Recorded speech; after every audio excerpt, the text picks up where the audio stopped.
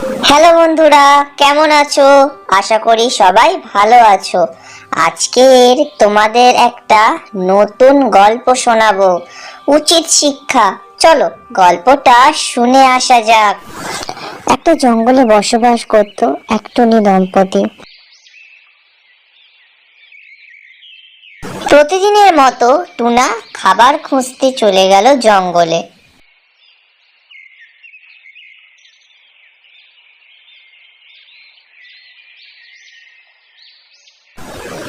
বাসায় এসে দেখলো, আমি কি দেখছি? আজ এত দেরি? আমি তোমার জন্য কতক্ষণ অপেক্ষা করে আছি। আর বলো না, জঙ্গলে এমনিতেও খাবার কমে গেছে, খাবার খুঁজতেই সময় লেগে গেল। তবে যাই হোক, আজকের আমি খুব খুশি। তুমি আজকে ডিম পেড়েছো, আমার কি আনন্দ হচ্ছে কি বলবো তোমায়। এইভাবে আজকে তারা খুব আনন্দে দিন কাটালো।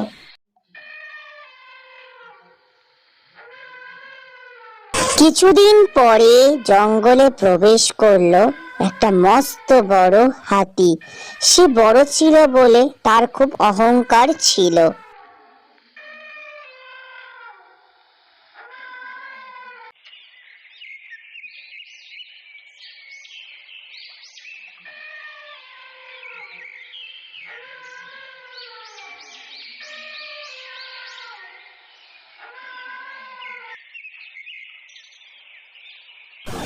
কিছুক্ষণ পরে অহংকারী হাতিটা টুনি দম্পতি যে গাছে বাসা বেঁধেছিল সেই গাছের নিচে এসে গাছে গা ঘষতে শুরু করলো।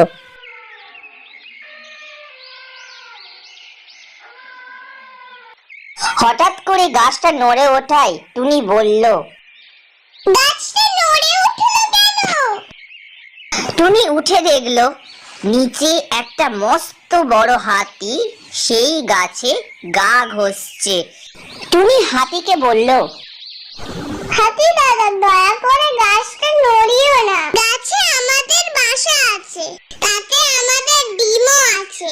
গাছটা নাড়ালে বাসা ভেঙে সব ডিম নিচে পড়ে যাবে এবং ভেঙে যাবে, আমাদের ক্ষতি হয়ে যাবে।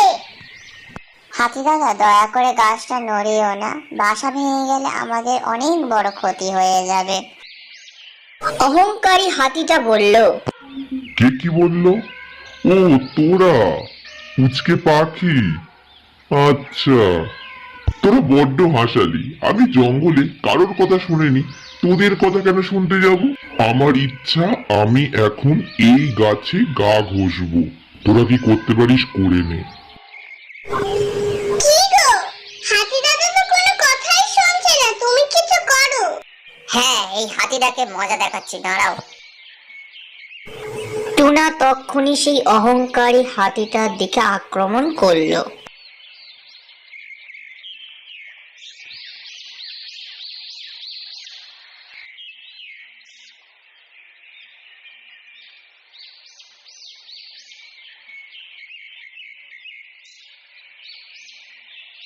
টুনা হাতিকে জব্দ করার জন্য হাতির কানে ঢুকে গেল।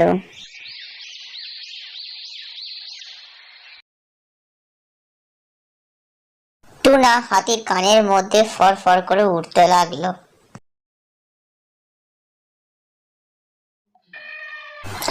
হঠাৎ করে হাতির কানে প্রচন্ড যন্ত্রণা হয়, সে লাফাতে শুরু করলো। সে বলল, কে আমার কানে ঢুকেছিস? টুনা বলল, আমি ঢুকেছি। তোমার প্রচুর ক্ষমতা না, আজকেই তোমার সব ক্ষমতা বের করবো, দাঁড়াও। যন্ত্রণার ফলে হাতি বলে উঠল, আমার ভুল হয়ে গেছে, তোমাদের কথাটা শোনা আমার দরকার ছিল। দয়া করে আমার কান থেকে বেরিয়ে এসো, আমার প্রচন্ড ব্যথা লাগছে। আমি আর কখনো এমন কাজ করব না। অহংকারী হাতি নিজের ভুল বুঝতে পেরেছে বলে টুনা হাতির কান থেকে বেরিয়ে এলো। টুনা বলল, গায়ে জোর আছে বলে গর্ব করা ভালো নয়, ছোট প্রাণীদেরও কিছু ক্ষমতা থাকতে পারে। কিছুক্ষণ পরে হাতি সেই স্থান থেকে অন্য স্থানে চলে গেল।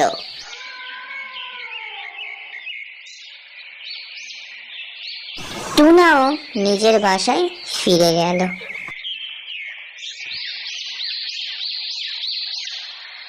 কেমন লাগলো গল্পটা?